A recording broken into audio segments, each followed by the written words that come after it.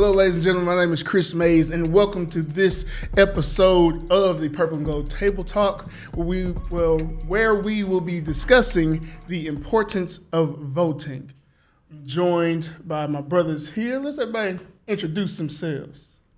I am Andy Burns, Kappa Iota, Fall 13. Trey Armstrong, Kappa Iota, Spring 22. Justin McBath, Kappa Iota, Spring 22. I like how you try to come all smooth right there.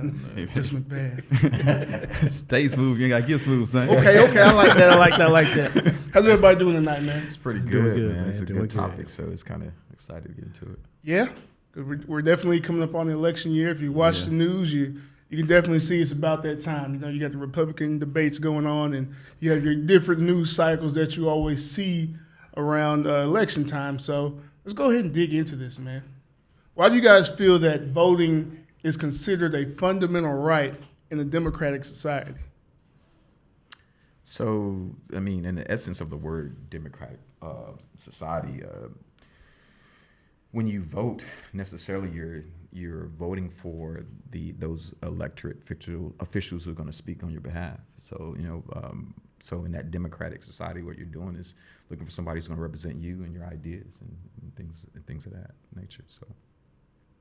Yeah, to kind of piggyback off that as well, as those elected officials that you do vote for, it's about holding them accountable, right? We want to make sure that the individuals that we do put in office, that they are living, up to their word and doing what is expected of them.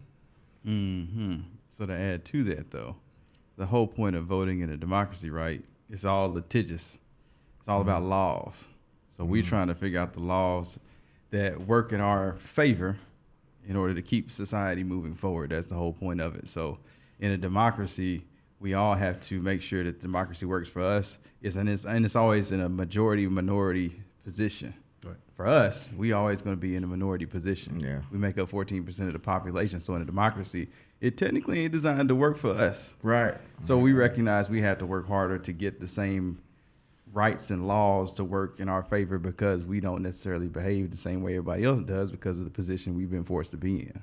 And it sucks when we say that because we're voting for the best as a whole, but we're so split, the different lifestyles, cultures, and the economic backgrounds that so many people have. That's why we have all these different views and standards, and then people get into moral decisions and stuff like that. But everyone's morals are different. That's based on, how you're raised and things like that. And it just creates a big cluster, especially at election time and through all this litigation, as you said. It's interesting because when you start to speak of it in that manner, then that's when the parties start to break down. Yeah. And when people start to think about voting, most don't really understand the party affiliations and why it is the way it is. You know what I mean? Republican being supposedly originally for the public, but truly it's more for a free enterprise type of market. You know what I mean? So if you are in a place where you're in a free enterprise market, you're going to probably most align with being a Republican. So to help educate some of the people, can you give us a breakdown, like what those parties kind of represent today? Yeah, so that's a good point because they switched, right?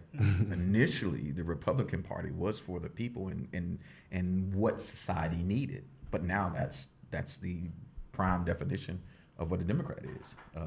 Most social programs.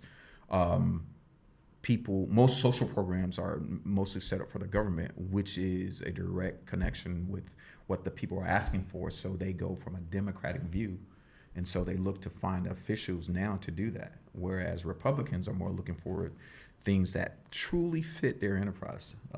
And so you'll find a lot of people, especially a lot of business-minded people, a lot of entrepreneurs that will vote or be a part of the Republican Party because it's going to serve that top 10%.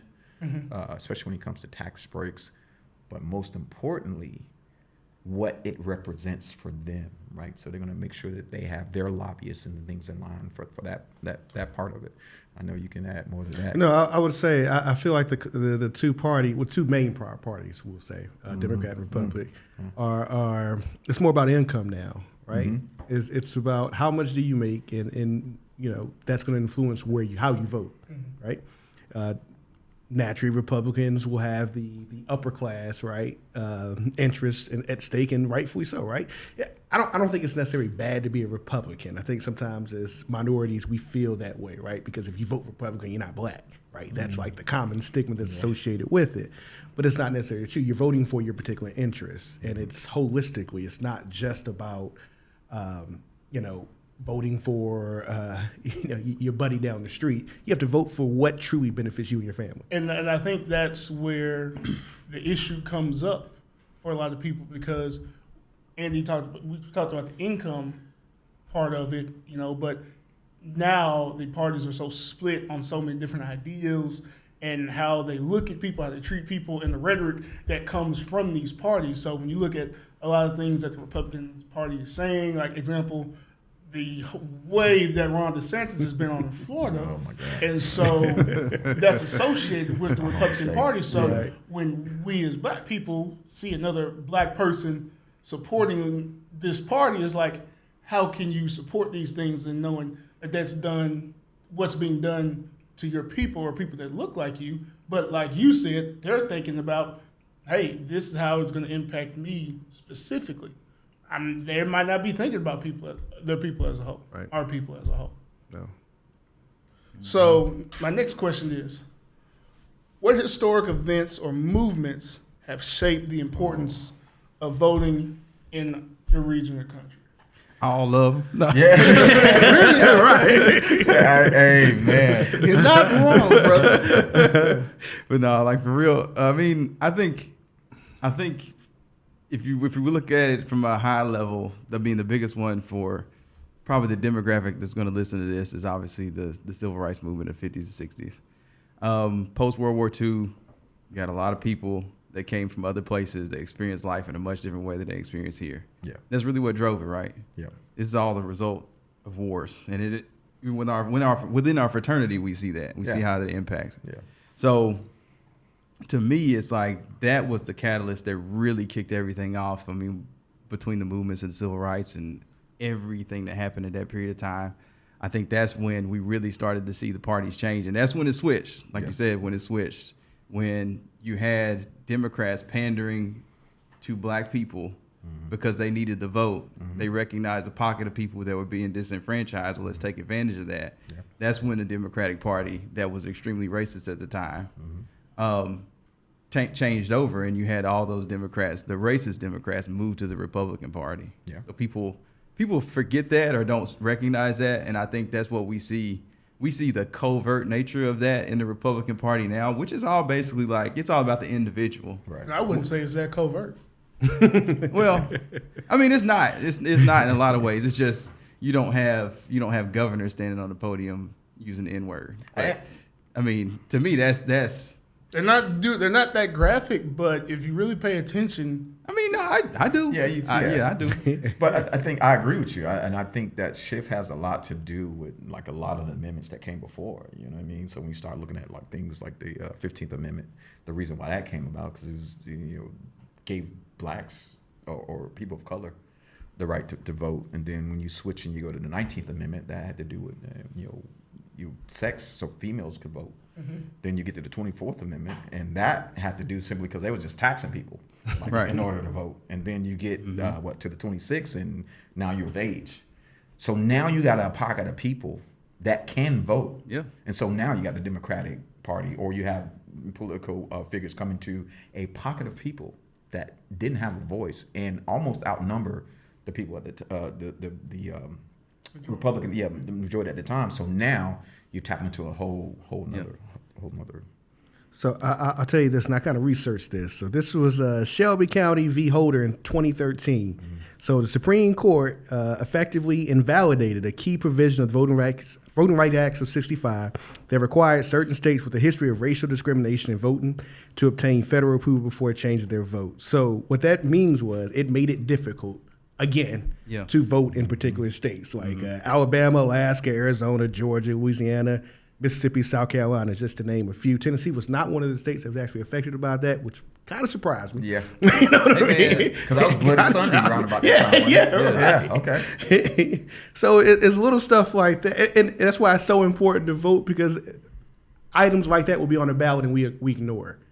I think we have a tendency, especially as minorities, we vote for presidents. Right, that everyone votes when it comes to a presidential election. Yeah. When it comes to local elections, that we don't show up, right? And that's the strongest thing. 'Cause Right. that's what really has the Absolutely. day-to-day effect on your life. Right. If you're Absolutely. voting for a president, you're too late. Yeah, no, that's absolutely true. If you hadn't voted locally, That's absolutely true. I mean, I wouldn't say that. I was like, hey, let's take that same energy and focus that we have in a presidential election and use it every local, every midterm election. Because you talk about school boards. Like those kids, like the ones who determine your child's Right. education and the quality of life that they have at school. Like, how would you not be invested in that just as much as a presidential election? so that goes back to the reason vote. And I'm gonna let you finish. No, this. no, you good. got some important points. But I know we're gonna get to this later. But I have a huge problem with people telling people to go vote, but not telling them why. And the reason why is we have a different view now than they had in the 1870s. Because when you voted in the 1870s, because they didn't have the right to vote, but they knew votes changed laws and legislation, they pushed the vote for everything. So when they went to vote, they knew their vote was going to count for something that was actually going to change. Now when we vote, and because things are so convoluted and it is such a red tape, we don't know why. Right, which is why you say some people who probably will benefit. And I'll say black people. Let's be on that tab. Some black people will probably benefit them for being Republican, Oh, absolutely. and they don't know it, so they're voting Democrat because their family had voted Democrat. But not to get off the subject, one thing I really do think that happened that through this initiative were gun laws. I think that has a huge impact now on the movement, right, and how things shape. So I'm gonna kind of pause because I don't know if I know you had some thoughts from when we were talking about, You should jump down. yeah, 'cause I get hype about this stuff, so I gotta slow down. But when we talk about gun laws now, if you think about it right now, gun laws switch from, in order to have conceal, you have to have so many hours in a classroom and on a range. And now to get just a basic, certificate without, having to conceal, you can go online and type your name and something, you get a card. Right. It's crazy because And I'm an active gun owner, Yeah. having my whole life outdoorsman. But do I feel like it's a little too easy? yeah, it's too easy. Yes. It's too easy. Because I feel like we have to get a permit and we have to get a license, have to have a permit for 6 months to learn how to drive. Yeah. I don't have to have nothing to get a gun. Well, and see, for me, I'm from Florida, right? And so I grew up with having guns in the house. For me, I carry, but I would want somebody to be around me that's just as, Secure, yeah. secure, and but knowledgeable And equipped, yes. and equipped. So 'Cause- I don't want to carry around somebody else that's just as foolish. I want you to have the same, And I don't want you to put me in a situation because Right. you don't know the laws There you when go. we can actually utilize these. And now we're in a standoff. So the first time I held a weapon, I was 18 years old. I joined the Army. Uh-oh. I knew nothing about nothing. I'm under the impression, right? And I was trained and I was eventually taught, but I wasn't trained the first time I got a weapon, right? So that's the reality of it. Now time goes by before they actually start giving you ammo and everything else. They let you hold the weapon, all that type of stuff. You use shoot blanks, all that good stuff before you actually get ammo. What I'm trying to make is I want the accessibility to have every weapon that everyone else has. And I feel like I should have it now. Why is it fair that only certain people?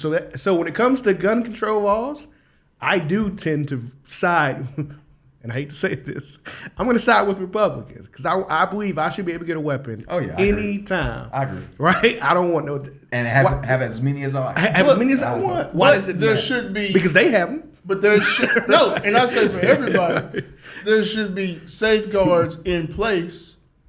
Like, hey, let's run something real quick. Let's check this person's history real quick to make sure they don't have any mental issues because we've seen what can happen. Now, everything ain't a mental health issue, but we need to be checking people's history. Are they already prone to violent acts before getting this firearm, things like that? Because you see, like now, if you get a domestic violence charge that can prevent That you can from prevent- getting a right. firearm. You know, so I think we need to be more strict about that. But I'm also a person who I encourage people to get firearms, especially women, to protect themselves, Absolutely. arm themselves. Black women, we have a bad stigma within our community, like a fear of guns, because you know it's a reaction, a product of gun violence, and you know how it affects people. So I have a different point of view because I was raised with guns, you know, respect guns, and I also encourage like, hey, you need to be trained, equipped, continue to utilize this because if a moment happens, you're not gonna know how to react.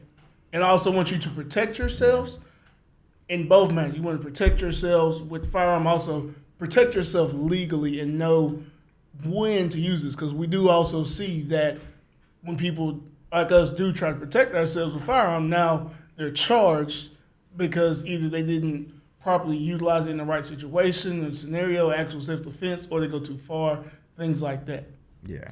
Let me ask you real quick. Would you said that you are pro guns, for lack of a better term. Would you let 18-year-old Travar have a gun? I did. So I'll tell you, I mean- 18-year-old pre-military. Yeah, exactly. That's exactly where I'm going. Okay. Yeah. Okay. I can respect that stance, yeah. right? Absolutely not. 18-year-old pre-military. Absolutely not. I was on some other stuff, man. I got 18. I still have the one I had. Yeah. Yeah. I still But have, how- but How do y'all tie this back to voting? Because here's what happens. You know, one of the biggest initiatives that went on was when you start having, and God bless all those who have been in tragic, situations where guns were used to basically in a malice position. People were saying that, the reason that this happened was because of guns. I'm gonna be truthful. Guns don't kill people. People kill people. So if they didn't have the guns, they would use other things. I mean, just a couple of days ago, somebody got stabbed with a knife in the airport in Atlanta. Right. And they used a knife. You know what I mean? So the intentions of a person, I think when you start to hear a lot of people talk about and root for it, we need stricter gun laws. Are we looking to ban an idea? And if so, who's going to lobby for that, right? And so they're asking for, or certain parties are really going out of legislation to say we need to get a hold of these gun manufacturers and make them accountable, or we can just make sure that those who violate the law criminally, we punish them to the fullest extent, Right. and make it universal, right? Because you couldn't do it for, like, say, the gentleman who walked down in the middle of a street that was young with that AR and just shot people, and then somehow he ends up getting off.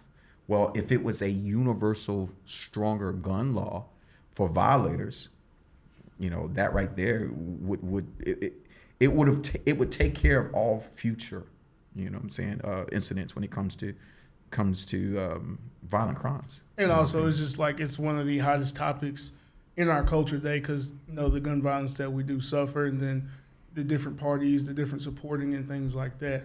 But let's go ahead to our next question. How does voter turnout impact the legitimacy of elected officials and government decisions? Ooh.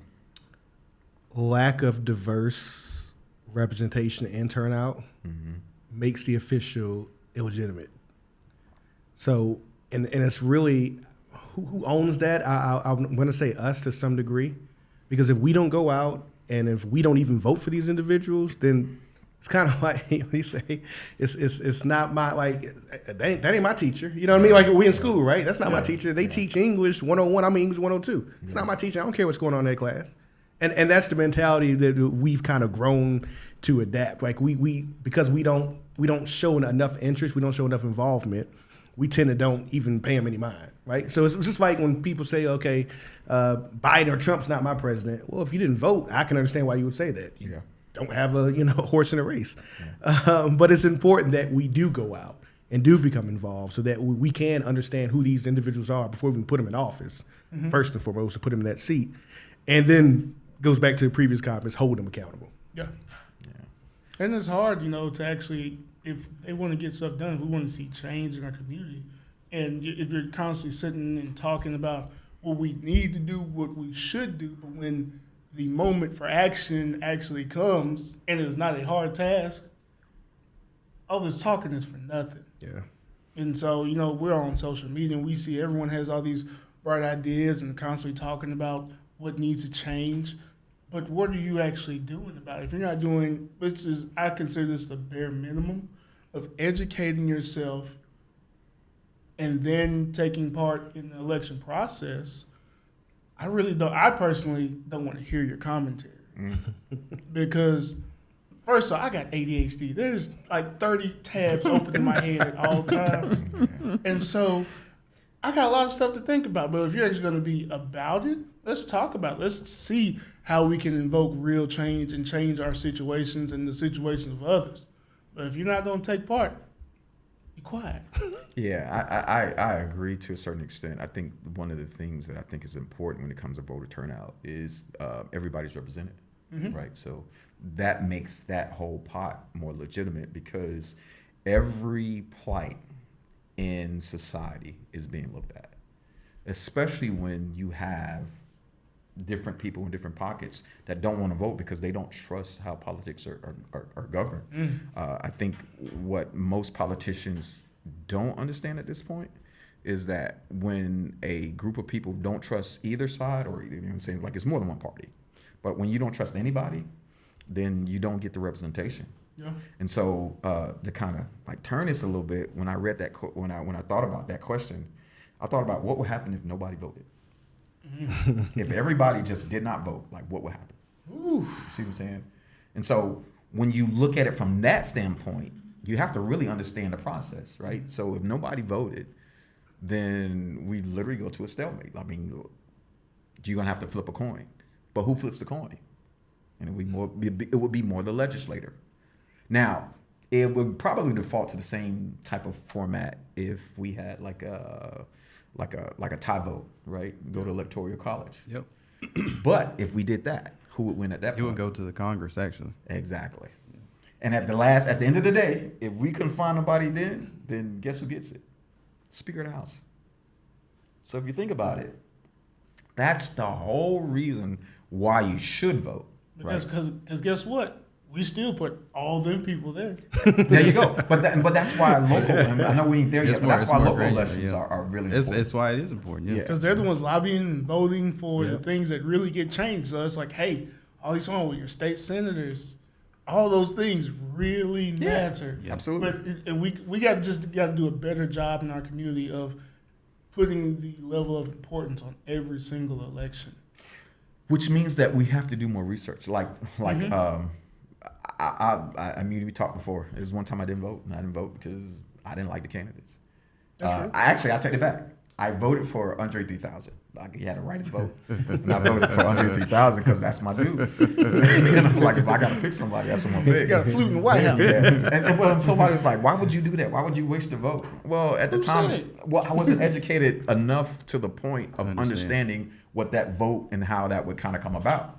So think about when we ask people to vote, and then we go put a sheet of paper in their face and say, "Put your name on this and vote." Well, and they're who gonna do I be vote for and why? Right. So when we vote, we almost have to have all of the candidates in mind to be unbiased, right? Even if you don't like Republicans or you don't like Democrats, if you're asking someone to vote, you almost need to know almost every candidate and what their plight is, and say, "Hey, these are some places you can research all of it.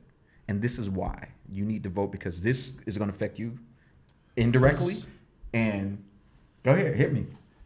No, I'm with you. I'm with you. I think the difficulty of that is everything that you're saying requires time. And that's so you're asking people that don't have time to take time. Mm-hmm. We as a culture in particular, with giving our average rate of income and all that type of stuff, once you get below a certain income range, you have less time. Mm-hmm. Once you get to above a certain point, you have more time, which is usually why you have the top 10% making most of the decisions, because they have more time to take the time to research. Mm-hmm. So it's like we're asking a group of people in our culture who a lot of times are more blue collar workers, given the percentages, to do something that they don't have time to do because they're trying to take care of families, make ends meet, and all those types of things. So that's the thing. Now I'm gonna let you have it, but that's the thing for me. Is like I'm not discounting it. It's not possible. Oh yeah, absolutely. Right. But I'm saying how we present the message. Reform. How we present the message. We have to reform. I think I was gonna say, we as people, we spend a lot of time on a lot of things that we shouldn't. And that's That's part true. of it too. Yeah. And so there's that, but there's also making the information easily accessible Yeah. and digestible for the mind, for our minds, as the See, ways that we've been conditioned. I disagree with that. Yeah, I agree. It's for the I ways we've disagree been too. conditioned, but because I feel like we naturally come from a place of everything we come from a traumatic place of everything had to be handed to us if we didn't have it. Absolutely. So if you really think about that, regardless of how you feel about it, how we got here, everything had to be given to us, which is why we think the way we do. We expect it to come from God, government, whatever. It's got to come from somewhere else instead of from within us. And that's when you go back and look in, the role that the church used to play Right. in our community. Right. Yeah, and right, why right. we've kind of seen where that's from, because as the church is taking more of a back seat in our society versus, to entertainment, social media, culture, what Oh, have yeah, you. yeah, yeah. Because That's a whole that's, nother conversation. that's Yeah, one of that's- my connections. 'Cause Boy. you Because- I was going that direction too. But that's it. Churches, NAACP, those type of organizations, Yeah. fraternities, sororities. Yeah. They were responsible for disseminating the information down. Yeah, Right. Because people, Well, the people, what as a- happened then? What because happened? people, well, it was because people as a whole weren't capable of educating themselves because the information wasn't available. People couldn't read. Yeah. I mean, it's a literacy rate thing too. Yeah. Now that you get people that are more self-actualized and able to stand on their own 2 feet, you don't necessarily have to have those resources to survive. Yeah. So that adds to it. So that's why we see people kind of diverging from those things, and we'll eventually find our way out. Everything ebbs and flows. We find our way back into it. But I'm just All right, so I'm going to jump to another Let question. me add a quick point because I agree with something you said and I disagree with something you said.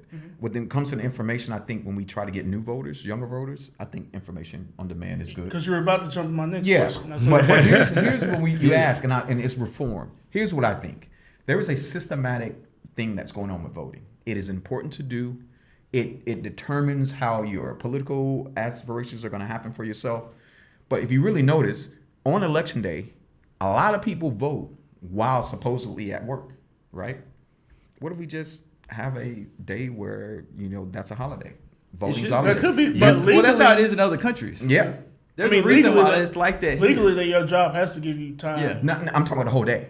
Oh, no. Yeah, yeah, and yeah. I'm talking about You're just not like wrong. if you got Nobody President's Day, works- if Make it you- a holiday. Make it a Right. holiday. In other countries you go to, it's like that. Right. Here, it's like that on purpose. That's it. That's Because why I the said people can't systematic. afford to be That's what I'm Right. saying. Ain't gonna go Time. vote. It Yeah. goes back to time. And then, but I'm sorry, I'm gonna let you go ahead because I was about to ride. No, so I know that's, what you're about to- yeah, so you it's go ahead. basically like, I was about to go to the next question, but since you said that, it's like, so what are some common barriers that discourage people from voting, and how can those be overcome? So we see those, like we just talked about, people having to work and take the time out of the work day, or they have their schedules and stuff, they have kids in school, and now you see all the voting laws that they're putting in place to try to discourage people.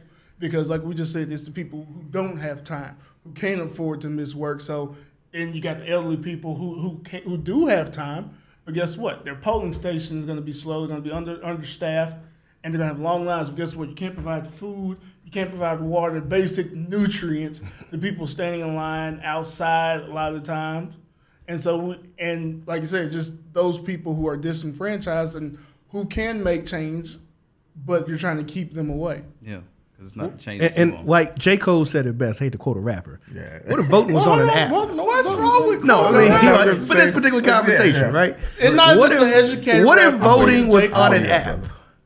Yeah. What if you could vote? He said that in one of his songs. You just jumped What to my if you next could question. vote on an app? Like you should be able to. Everything should be digital Hit in him with it. 2023. Hit him with it, man.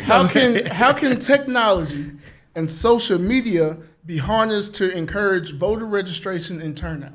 Well, I mean, that's one way, but I think when we go back to just a second for the previous question, I think one of the biggest barriers that I saw was that my polling station changed Happened to me And too. you didn't know, did you?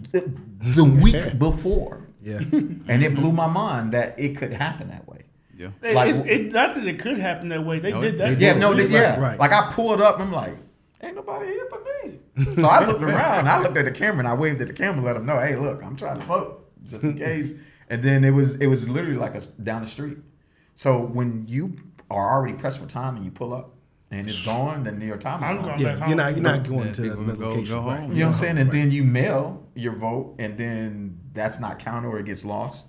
and then that's done. So I ain't gonna lie. I when we thought about technology, the first thing I said was, if you can log into the IRS and check to see where your refund goes from, you can log in and you can vote. Yep. It should have the same authentication type, and it's already set at a federal government type of regulated security patch.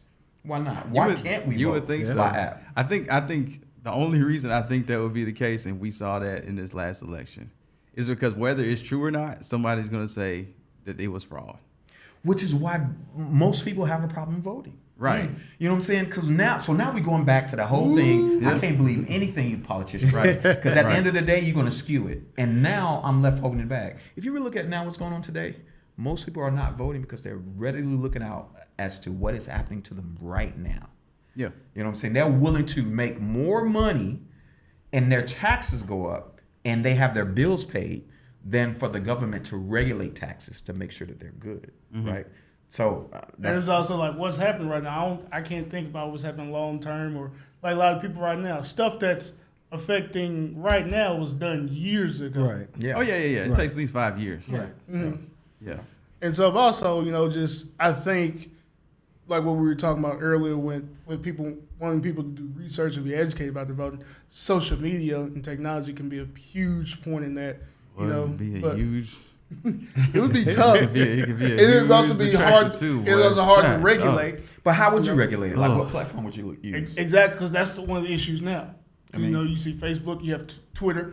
It's called X. It's X. Mom called it Twitter. I'm calling it Twitter. But so you get the battle of information versus misinformation. Who stands for what? Yeah. What's being skewed? Trusted sources. Deep fakes. Things like that. Yeah. So Yeah, right. and a lot of people you see it happen all the time. It's you think it's this person's profile. They switch one letter in the Yeah. names, but Yeah. and you don't catch it unless you Yep. really look at it. So Yeah. we're already seeing social media has been heavily utilized, but I don't know if there's a way to specifically lock in where everything is fully direct and fully accurate. Yeah, I mean, yeah, it'd be kind of dangerous. One thing I use social media for is there's a site called, I think it's called Polling something.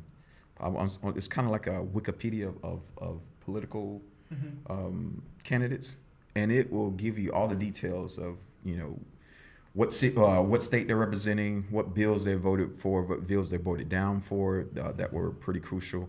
But most importantly, what I like about it gives a background of what schools they went to, and who were at what other political figures was at that same school.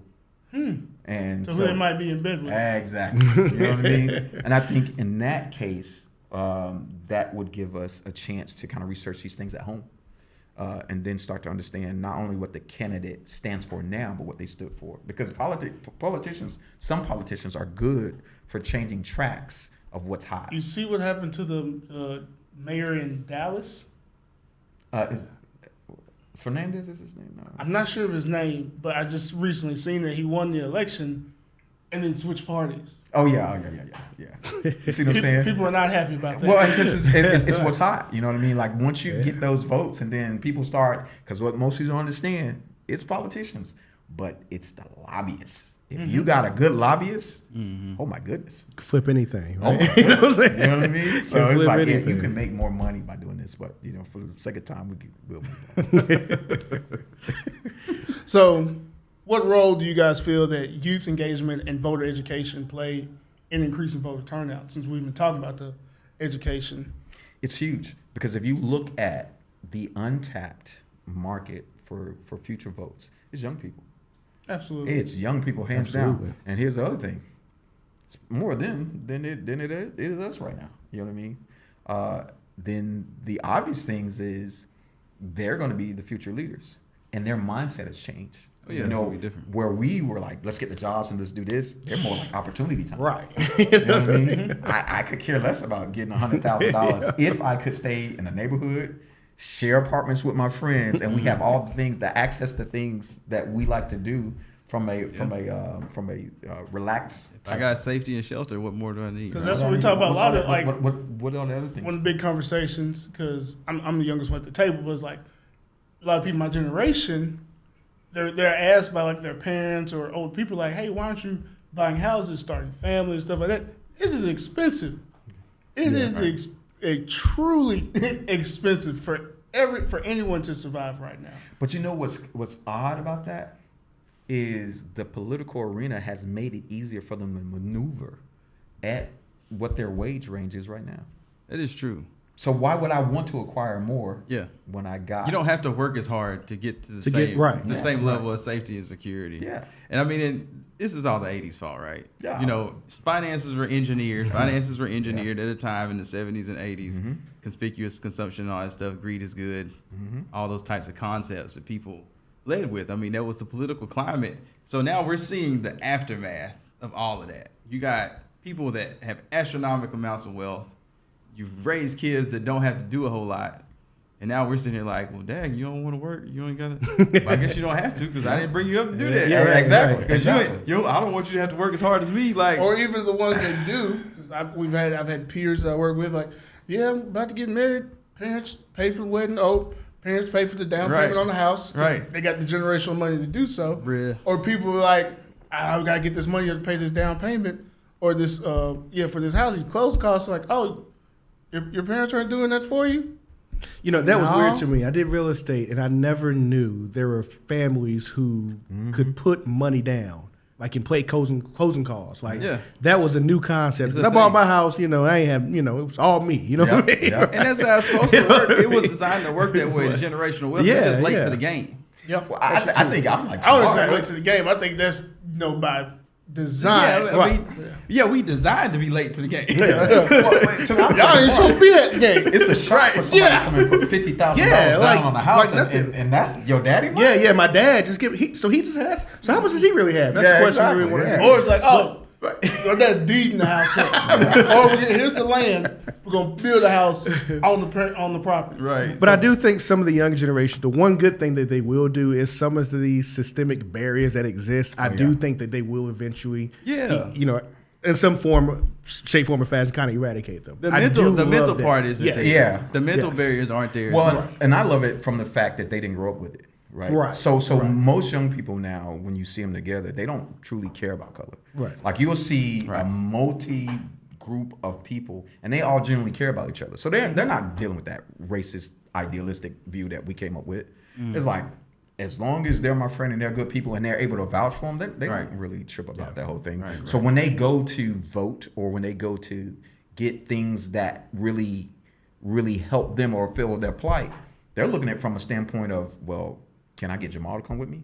Or can Brian be there? And if they can't be there, then I want to be there. So now it's automatically, this should be a racist issue, right? Because you look at TikTok and things like that, you see more and more kids not even just speaking out against issues and things in society that they feel is wrong. You got them cussing out their parents. Yeah. They're wrong for their views. Well, and to his point of something being good about, that's another thing about young people that I really like. Young people, as long as they have a plight that they feel like is being violated, They're gonna man, ride. listen. They don't got much to lose. No, nothing at all. And they got all this energy. And I was like, Yeah. yes, please, I'm tired. It happens quick, man. But fellas, we're kind of getting to the end of this thing. So, any last points that you guys want to drive this home with? For me, I would like for us as we go out to ask people to vote. We do put some time in it, and I think it's the responsibility is on us because we know better. I always like to tell people, whenever you're talking to somebody, you have an issue, and if you know what the issue is, the other person may not know. So you're more responsible in the information or conversation to be a little bit more be more giving. Yeah. So I would just say, in my part, just make sure that we telling them why instead of just saying vote. Yeah, and I think it's your responsibility to equip these people that you're telling to go vote, or at least show them where to go, or have the information. Well, how do I do this? And you sitting there like, oh, I don't know. Then you're just invalidating what you're saying, what you're asking them to do, and proving them right. So it's like we need to equip ourselves and ready ourselves to equip those that we're trying to help. Yeah. No, I think kind of piggybacking on what you both said, it's very important that we do educate, like when we have those have educational conversation about why it's important to vote, right? If we're having a local election, hey, did you know that this official they're trying to do this and this official trying to do that, right? Oh, my cousin lives Right. over there. Oh. Exactly. So you want to make sure that you go out and vote for this person. And maybe that's the best interest. Because I know by law we don't want to influence. tell you right? who- Can't tell you who to vote We for. can Right? give you the tools Which to again educate yourself. goes back to that 2013 law that I brought back up. But right, we can't tell you to vote for by law, but we do have to have more serious and genuine conversations with individuals who may not be as educated about some of the issues that are going on. I think to wrap it up, ultimately we operate in a space because we have the time. Yeah. I'm gonna hang my hat on that. No, you're right. We have the time, so therefore we're responsible to use that time to the best of our ability to educate people as much as we possibly can. Yeah. In essence, we are a appendage of the said elected official, or whatever we feel we need to do is right. Yeah.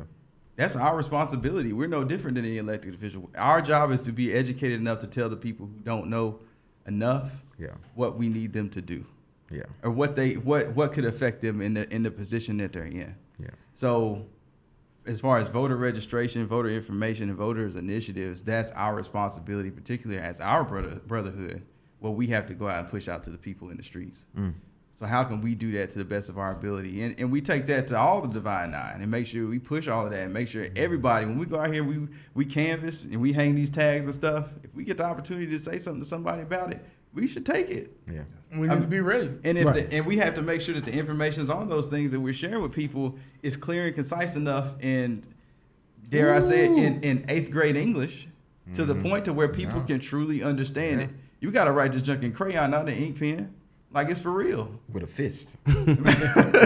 So I mean, that's how we keep the ball moving forward, because at the end of the day, every generation should stack on top of the next one, and all of us aren't going to be in the same position to do it at the same amount. And we see that in other cultures. It's just there's enough of them to cover the other stuff up. It ain't enough of us to do that.